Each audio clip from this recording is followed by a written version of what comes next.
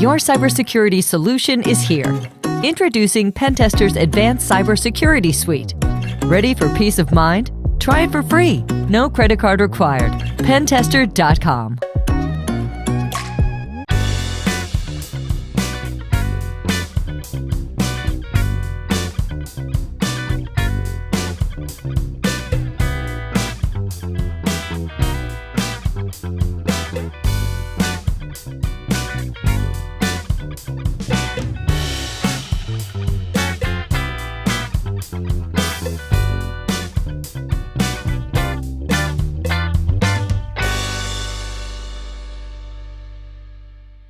Hello, everybody. My name is Anthony Ruggiano Jr. I want to welcome everybody to Reform Gangsters. And if you like my content, don't forget to hit the subscribe button and ring the bell. Also, check out my Patreon. I got a lot of good stuff on there.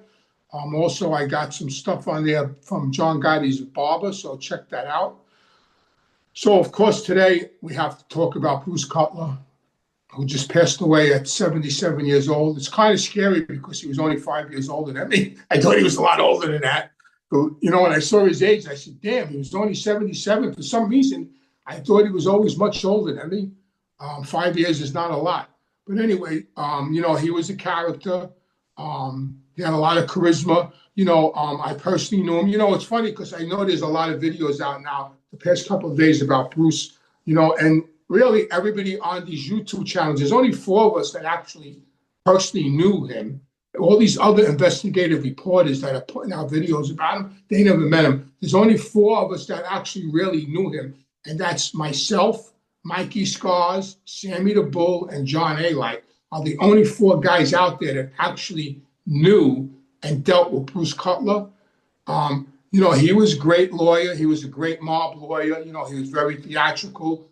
You know, when John Gotti was on trial, actually with Tony Lee, but that state case with the union delegate that wrecked the Bankers and Brokers restaurant, that was like really, that stunt he pulled really blew him up when he actually took the indictment and threw it in the garbage pail in front of the jury when he was doing his opening statements to the jury. He took the indictment, Tony Lee's and John Gotti's indictment, and he threw it in the garbage pail. And that sort of like blew him up all over the TV and the news channels and the newspapers. And he exploded after that, which was a great move, you know, stunning to the jury. They found them both not guilty.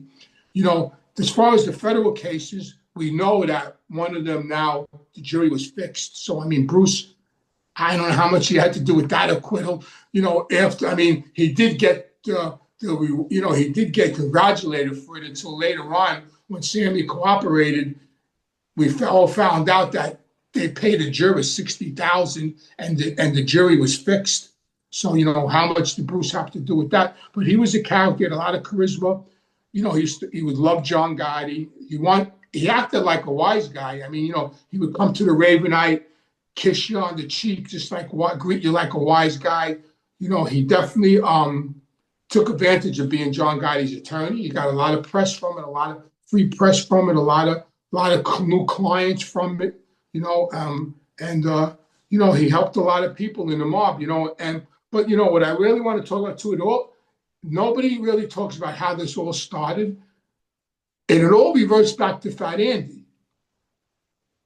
Fat Andy used all these lawyers when they were coming out of law school, like Jerry Shangel, John Pollock, Bruce Cutler, Ronnie Rubenstein, Melba Beckin, all these famous mob lawyers that became famous, rich mob lawyers. In the early 70s, Fat Andy used all these guys for himself and his crew and for my own self. You know, there's documented newspaper articles with Fat Andy walking in and out of court with Jerry Shangel, who really became one of Bruce Cutler's right-hand man, because when you look at the film of the trial with Tony Lee in the state case, when you see them news films of that trial, you see at the table Bruce Cutler and Jerry Shangel. Jerry Shangel was Fat Andy's attorney out of law school when he put him on the map. And how this works with mob attorneys is that the word spreads. So Fat Andy used so-and-so for his case. Now, other mob guys use so-and-so's law office because Fat Andy used it. And who's part of that law office? John Pollock, Bruce Cutler, Ronnie Rubenstein. I'm just throwing names out, but that's how it works. These offices they have trial lawyers, they have appellate lawyers, and they're all in one office. Like Pollock was an appellate lawyer, he wrote briefs, but then he did trials. Sherry Shangel started out as an appellate lawyer, then he became a trial lawyer, and they all were good at it. The government hates mob lawyers because mob lawyers are really criminals. I mean, I dealt with them. They're criminals. They just want they want money. It's all about it's all about money at the end of the day. It's all about paying them money. And they're criminals. They know we're guilty. I mean, we're the mob. We 99% of the time, whatever's in that indictment, we did. But it's we're entitled to a defense like any other criminal. But mob lawyers are a breed of a different. They're in their own category. They're a totally different breed. And the government hates mob lawyers. They hate them. Believe me, I know, because when I dealt with the government and I dealt with these U.S. attorneys, they hate mob lawyers. Not because they're good at what they do, because of their character and who they may get in bed with. Basically, they get in bed with mob guys, but everything reverts back to Fat Andy, and everything is John Gotti, which is, that's what it is. That's how it is. But, he put a lot of these attorneys on the map. That became high-powered, mob attorneys, and Bruce Cutler was one of them. Bruce Cutler was, he became the man.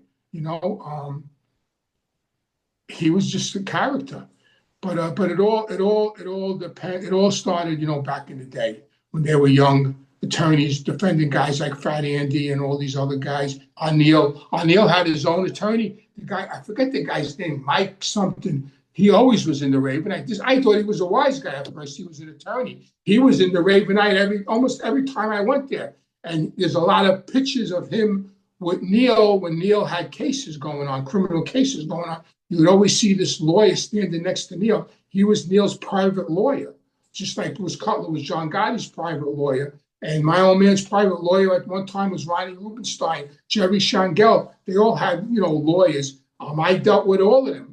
They all defended me throughout the years, all of them, outside of Bruce Cutler. He was the only one that was never on any of my cases, but everybody else was. John Pollock, Rubenstein, Jerry Shangel. They were all on cases of mine throughout the years. So, I hope Bruce rests in peace. He was definitely a character. He's definitely a good attorney, a good mob attorney, trustworthy, made a lot of money. And, an era has come to an end.